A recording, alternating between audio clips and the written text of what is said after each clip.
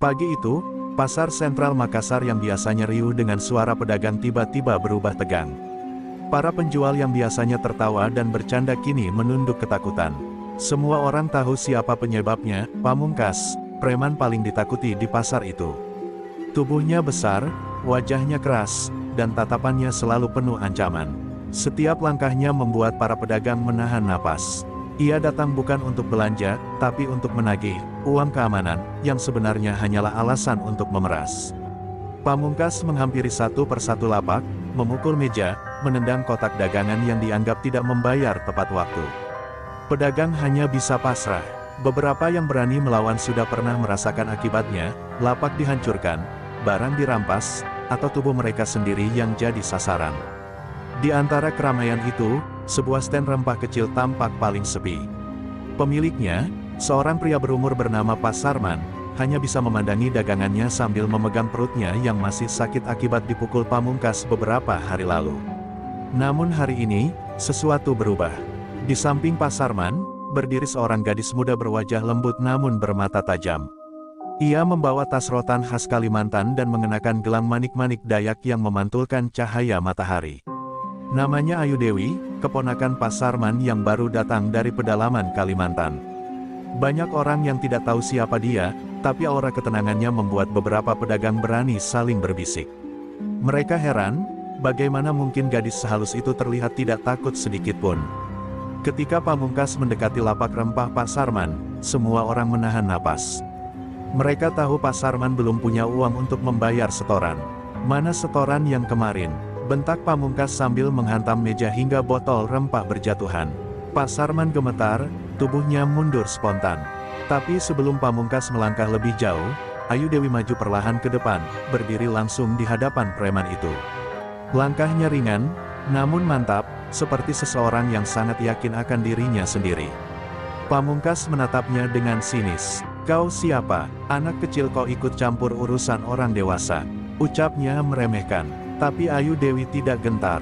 Tatapannya tetap lurus, tenang namun kuat. "Tidak ada yang berhak menyakiti paman saya," jawabnya pelan namun tegas. Suaranya tidak keras, tapi setiap kata terasa menggetarkan udara di sekitar mereka. Beberapa pedagang terbelalak, tak pernah ada yang berani berbicara seperti itu kepada Pamungkas.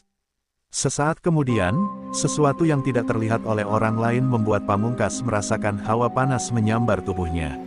Ia tersentak kecil. Ada energi aneh, seperti ada sesuatu yang mendorongnya mundur, meski Ayu tidak menyentuhnya sedikitpun. Pamungkas mengibaskan tangan seolah menepis rasa tidak nyaman itu, namun semakin ia melihat mata Ayu, semakin ia merasa seperti sedang diawasi sesuatu yang lebih besar, lebih tua, dan jauh lebih kuat darinya. Kerumunan pasar semakin membesar. Pedagang mulai berani mengintip dari balik lapak. Mereka melihat perubahan kecil pada Pamungkas, wajahnya yang biasanya penuh keangkuhan kini tampak ragu. Beberapa orang bahkan berbisik bahwa gadis Dayak itu membawa aura mistis, sesuatu yang tidak bisa dijelaskan dengan logika. Ayu tetap berdiri di tempatnya, tidak menyerang, tidak menantang, hanya menatap Pamungkas seolah melihat seluruh isi jiwanya. Pamungkas akhirnya meludah ke tanah dan berusaha menutupi kegugupannya. "Ini belum selesai," katanya sambil menunjuk Ayu dengan tatapan tajam, lalu berbalik dan pergi dengan langkah terburu-buru. Namun semua orang tahu, Pamungkas tidak mundur karena takut pada pedagang, tetapi karena gadis muda itu membuatnya merasakan sesuatu yang tidak pernah ia rasakan sebelumnya, ketidakpastian. Sementara itu, Ayu Dewi menatap punggung Pamungkas tanpa ekspresi, tapi dalam hatinya ia tahu, pertarungan yang sebenarnya baru saja dimulai. Keesokan paginya, suasana pasar masih dibayangi kejadian kemarin. Para pedagang masih membicarakan keberanian Ayu Dewi menghadapi Pamungkas. Banyak yang memandangnya dengan rasa hormat bercampur penasaran. Namun Ayu tetap tenang, sibuk membantu pamannya menata rempah sambil sesekali membacakan doa-doa halus dalam bahasa Dayak. Setiap gerakannya terlihat lembut, tapi bagi orang yang peka, ada sesuatu yang berbeda, seperti energi yang mengelilingi tubuhnya. Saat membuka lapak, Ayu mengambil segenggam beras kuning dari kantong kecil anyaman rotan. Ia menaburkannya perlahan di sekitar tempat berdiri, membentuk lingkaran yang nyaris tak terlihat mata biasa. Pedagang yang lewat memperhatikan dengan heran, tetapi mereka tidak berani bertanya. Beras itu memancarkan aura ringan yang membuat udara di sekitar lapak terasa lebih hangat dan aman, seakan ada pagar tak kasat mata yang menjaga siapapun di dalamnya. Pak Sarman menatap keponakannya dengan kekhawatiran yang campur aduk. "Ayu, kau yakin ingin melawan orang seperti Pamungkas? Dia itu tidak punya hati," ucapnya pelan. Ayu tersenyum lembut. "Bukan dia yang harus aku lawan, Paman. Tapi sesuatu yang mengikat dirinya." Kata-kata itu membuat Pak Sarman terdiam. Ia tidak mengerti sepenuhnya, tapi ia percaya pada Ayu, gadis yang sejak kecil sudah menunjukkan tanda-tanda memiliki hubungan kuat dengan leluhur mereka di Kalimantan. Setelah menata lapak, Ayu duduk bersila di pojok dan memejamkan mata. Suara pasar perlahan menghilang dari kesadarannya. Ia memasuki keadaan meditasi dalam, memanggil ajian, Kuyang Panatau, ilmu penglihatan leluhur yang memungkinkan dirinya melihat niat jahat sebelum terjadi. Di balik kelopak matanya yang terpejam, terpantul bayangan-bayangan aneh. Pamungkas berjalan gelisah, dikelilingi kabut hitam pekat seperti asap racun yang hidup. Ayu mengernyit. Kabut itu bukan sekadar simbol, itu adalah tanda bahwa Pamungkas berada di bawah pengaruh kekuatan gelap. Ia juga melihat sosok samar pria tua bersorban hitam, berdiri di belakang Pamungkas, seolah menarik benang tak terlihat yang menjerat jiwa sang preman. Penglihatan itu membuat Ayu membuka mata dengan cepat. Nafasnya terengah, keringat dingin membasahi dahinya. Pamannya langsung mendekat dan menahan bahunya. "Ayu, kau kenapa?" "Tidak apa-apa, Paman," jawabnya lirih. "Tapi kita harus lebih berhati-hati. Ada sesuatu yang berbahaya mengendalikan preman itu." Ayu menatap pasar yang ramai, namun hatinya tahu ketenangan itu hanyalah topeng. Bahaya bisa datang kapan saja. Energi gelap yang menyelimuti Pamungkas tidak akan tinggal diam, terlebih setelah pria itu merasa dipermalukan kemarin. Sementara itu, jauh di sudut pasar, Pamungkas bersembunyi di balik kios kosong sambil menatap lapak Pak Sarman. Wajahnya tampak berbeda, lebih pucat, lebih gelisah. Ia tidak mengerti mengapa tatapan gadis Dayak itu mengganggu pikirannya. Ia merasa seakan ada yang menguliti jiwanya dari dalam. "Apa yang dia lakukan padaku?" gumamnya dengan suara parau. Tangan kanannya bergetar, seolah darahnya sendiri menolak tubuhnya. Yang lebih mengganggu, setiap kali ia mencoba mendekati lapak Pak Sarman, dadanya terasa panas, seperti disentuh bara api. Pamungkas tahu ini bukan hal biasa, dan ia benci mengakuinya, tapi untuk pertama kalinya dalam hidup, ia takut. Bukan pada pedagang, bukan pada polisi, tapi pada seorang gadis muda yang seharusnya tak punya kekuatan berarti. Ia menggertakkan gigi dan bersumpah, "Aku akan cari tahu siapa kau sebenarnya, dan aku akan pastikan kau tidak mengacaukan wilayahku." Namun jauh di dalam dirinya, ia tahu, apapun yang akan datang, ia sedang berhadapan dengan sesuatu yang bukan manusia biasa. Hari itu, pasar sentral Makassar kembali ramai. Namun Pamungkas merasa ada sesuatu yang aneh sejak pagi. Setiap langkahnya menapak tanah, ia merasakan hawa dingin yang menusuk kulit meski matahari bersinar terik. Pedagang yang melihatnya datang mulai menunduk, tetapi kali ini, rasa takut Pamungkas sendiri lebih besar daripada mereka. Ia merasa seperti diawasi, seolah ada mata tak terlihat menembus pikirannya. Pamungkas mencoba menghampiri lapak Pak Sarman, tapi tubuhnya menahan diri sendiri. Setiap kali ia melangkah lebih dekat, dadanya seperti ditekan tangan tak terlihat. Jantungnya berdegup kencang, dan untuk pertama kalinya dalam hidupnya, ia merasakan ketakutan yang bukan sekadar dari ancaman fisik. Aura gadis Dayak itu, Ayu Dewi, membuatnya resah. Ia tidak bisa menjelaskan, tapi setiap tatapan Ayu terasa menusuk jauh ke dalam jiwanya. Ia pun memanggil beberapa pengikutnya, mencoba menutupi kegugupan. "Aku akan bikin gadis itu menyesal. Kita ambil lapaknya dan buat paman itu sadar siapa yang menguasai pasar." Teriaknya dengan suara keras, mencoba terdengar percaya diri. Namun pengikutnya yang setia memperhatikan wajahnya dan merasakan ada yang berbeda. Pamungkas tidak seperti biasanya. Biasanya, mereka yang dihadapi preman itu sudah pasti kalah tanpa perlawanan. Sementara itu, Ayu Dewi tetap tenang di lapaknya. Ia menyadari gerak-gerik Pamungkas. Dengan perlahan, ia memejamkan mata dan memanggil energi leluhur Dayaknya. Ajian, Kuyang Panatau, membuatnya mampu membaca niat orang lain. Ia tahu Pamungkas tidak hanya marah, tapi juga ketakutan. Energi gelap yang menempel pada Pamungkas bukanlah bagian dari dirinya sepenuhnya, ada kekuatan lain yang memanipulasinya, sesuatu yang jauh lebih berbahaya daripada sekadar preman pasar. Pamungkas mengibaskan tangan seolah menepis hawa aneh yang mengelilinginya.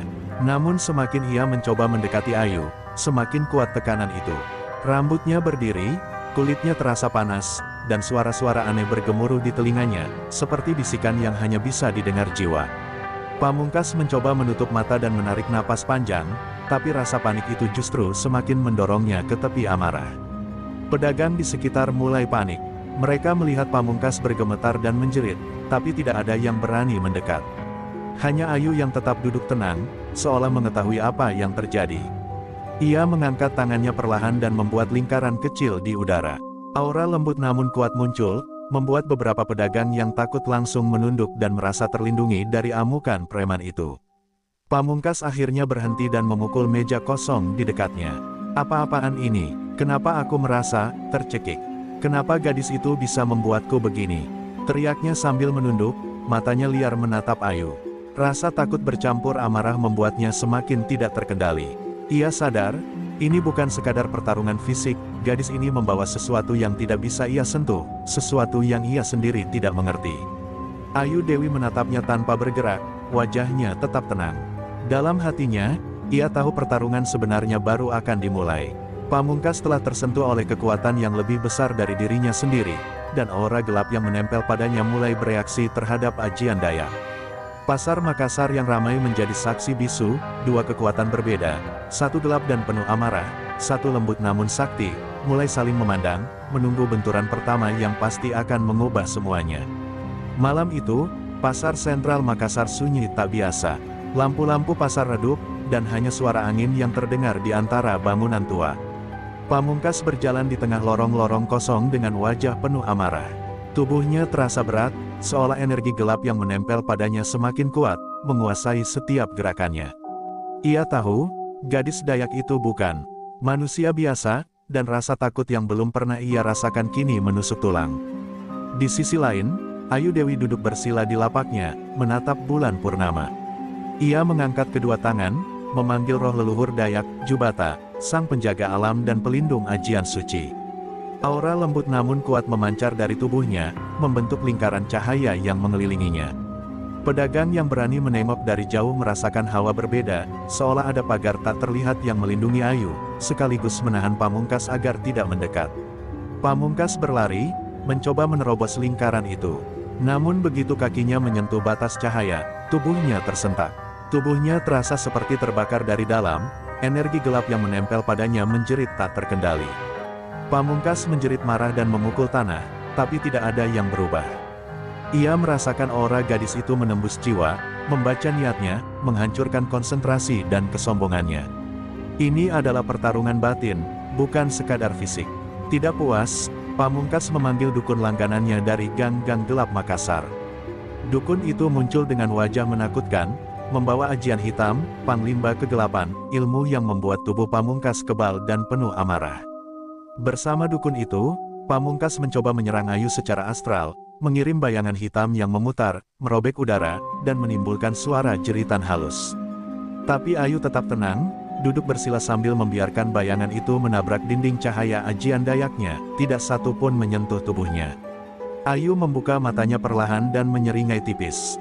Ia memusatkan energi leluhur, memunculkan ajian perisai sakti Dayak. Bentuknya seperti kabut bercahaya yang memantul dari tubuhnya, melindungi semua yang berada di lingkarannya. Bayangan hitam yang dikirim Pamungkas menghantam perisai itu, memercikkan cahaya gelap dan suara benturan yang membuat lorong pasar bergema. Pedagang yang menonton dari jauh merasa takut dan kagum sekaligus, mereka baru menyadari bahwa kekuatan Ayu bukan sekadar legenda. Pertarungan semakin intens, Pamungkas merasa amarahnya memuncak, bayangan gelap semakin liar, dan energi di sekitarnya berputar liar seperti badai kecil. Setiap kali ia mencoba mendekat, benturan batin dengan ajian Dayak membuat tubuhnya terjungkal, wajahnya pucat, napas tersengal. Ia tidak pernah menghadapi perlawanan seperti ini. Bahkan dukun yang menemaninya tampak ketakutan dan mulai ragu apakah mereka bisa mengendalikan energi yang sudah keluar dari tubuh Pamungkas. Di tengah kekacauan itu, Ayu menenangkan pikirannya. Ia tahu kekuatan Pamungkas bukan sepenuhnya miliknya sendiri, ada pengaruh gelap dari luar. Dengan fokus, ia mulai membaca niat preman itu. Ia merasakan ada rasa sakit, amarah, dan kesedihan yang tersembunyi. Gadis Dayak itu tersenyum tipis, menyadari bahwa bukan kebencian yang harus ia hancurkan, melainkan rantai gelap yang menjerat jiwa Pamungkas. Bentuk pertarungan pun mulai berubah, dari adu tenaga menjadi adu energi dan pengaruh batin. Pamungkas berteriak frustrasi, ia merasa semakin lemah, dan bayangan hitam di sekelilingnya mulai memberontak, seperti makhluk yang ingin bebas dari tubuhnya sendiri. Untuk pertama kalinya, ia benar-benar sadar bahwa gadis di depannya bukan hanya menantang keberaniannya, tapi juga mampu menembus inti jiwanya. Malam itu, pasar yang biasanya ramai kini menjadi arena energi mistis yang hanya bisa disaksikan dengan rasa kagum dan ketakutan. Dua kekuatan bertolak belakang, amarah dan ketenangan, saling bertarung dengan segala cara yang tak bisa dilihat mata biasa. Malam semakin larut, tetapi pasar sentral Makassar kini dipenuhi ketegangan yang hampir bisa diraba. Pamungkas, masih dikuasai amarah dan bayangan hitam dari ajian dukun, mulai kehilangan kendali. Tubuhnya bergetar, matanya memerah, dan aura gelap mengelilinginya seperti badai. Pedagang yang menonton dari jauh menahan napas, takut sekaligus takjub. Mereka tahu satu langkah salah dari preman itu bisa menghancurkan seluruh pasar. Dengan amarah yang memuncak, Pamungkas mulai menendang meja, menjatuhkan kotak dagangan, dan merobohkan tiang lapak. Suara pecahan kayu dan teriakan pedagang menggema, memecah keheningan malam. Bayangan hitam dari ajian dukun menari di sekelilingnya, menembus tubuh setiap orang yang mencoba mendekat. Pamungkas tampak bukan lagi manusia, melainkan makhluk liar yang haus menghancurkan. Ayu Dewi tidak bergerak, hanya berdiri di tengah lapak dengan aura lembut namun kuat mengelilinginya. Ia mengangkat tangan dan membentuk lingkaran cahaya bercahaya di sekitarnya. Benteng energi dari ajian perisai sakti Dayak muncul, menahan setiap hantaman yang dilemparkan Pamungkas. Botol rempah, karung beras, bahkan tiang kayu yang terlempar, semuanya terpental oleh perisai cahaya itu. Pedagang yang berada di dekatnya merasa aman, seolah berada di pusat perlindungan mistis. Pamungkas berteriak frustrasi, lepaskan aku, gadis sialan." Suaranya terdengar menggema di lorong pasar. Ia merasakan bayangan gelap yang menempel padanya memberontak, menuntut lebih banyak kekerasan. Tapi setiap kali ia menyerang, perisai Ayu menangkisnya. Tubuhnya seperti tersiksa oleh kekuatan yang tidak bisa ia pahami, dan amarahnya berubah menjadi kebingungan yang membakar. Pedagang yang ketakutan mulai berlarian mencari jalan keluar. Namun beberapa dari mereka menatap Ayu dengan kagum. Gadis itu berdiri tegak, wajahnya tenang, sementara cahaya yang dikeluarkan membentuk pola kuno yang memantul dari tubuhnya. Aura mistis itu membuat beberapa orang merasakan kehangatan dan keamanan, meskipun hanya beberapa meter jauhnya. Mereka menyadari bahwa gadis Dayak itu bukan hanya bertarung untuk pamannya, tetapi juga untuk melindungi mereka semua. Di tengah kekacauan, Pamungkas mencoba mengambil napas dan memusatkan diri. Ia menatap Ayu dan merasakan sesuatu yang aneh, bukan takut, tapi ketidakmengertian. Mengapa gadis itu bisa menahan kekuatannya yang begitu besar? Mengapa setiap serangannya selalu terpantul? Ia merasa seolah ada mata yang menembus jiwanya, membaca seluruh niatnya, dan menghapus amarahnya satu persatu. Tapi kebanggaan dan kesombongan membuatnya menolak mengakuinya. Ayu Dewi menatapnya dengan tenang. Dalam hatinya, ia tahu bahwa amukan Pamungkas adalah manifestasi rasa sakit dan pengaruh ajian gelap yang menempel padanya. Dengan satu gerakan tangan, ia memutar energi, memperkuat perisai, sekaligus memancarkan gelombang ketenangan yang menusuk ke arah Pamungkas. Tubuh preman itu terhuyung, menjerit, dan untuk sekejap, amarahnya terhenti, digantikan rasa bingung yang tak terbendung. Malam itu, pasar yang dulu ramai kini menjadi medan energi tak terlihat. Pamungkas terhuyung, aura gelapnya berontak, sementara Ayu tetap tenang di tengah lingkaran cahaya. Pertarungan ini bukan sekadar fisik, ini pertarungan batin, antara kekerasan dan ketenangan, antara ajian hitam dan ajian suci. Dan meskipun Pamungkas berhasil menghancurkan sebagian lapak, satu hal jelas bagi semua orang, gadis Dayak itu memiliki kekuatan yang jauh melampaui apa yang mereka bayangkan. Pertempuran ini baru mencapai puncaknya. Setelah amukan malam itu, Pamungkas terhuyung di tengah puing-puing pasar yang hancur. Tubuhnya lelah, napasnya tersengal, dan aura gelap yang menempel padanya mulai memberontak sendiri.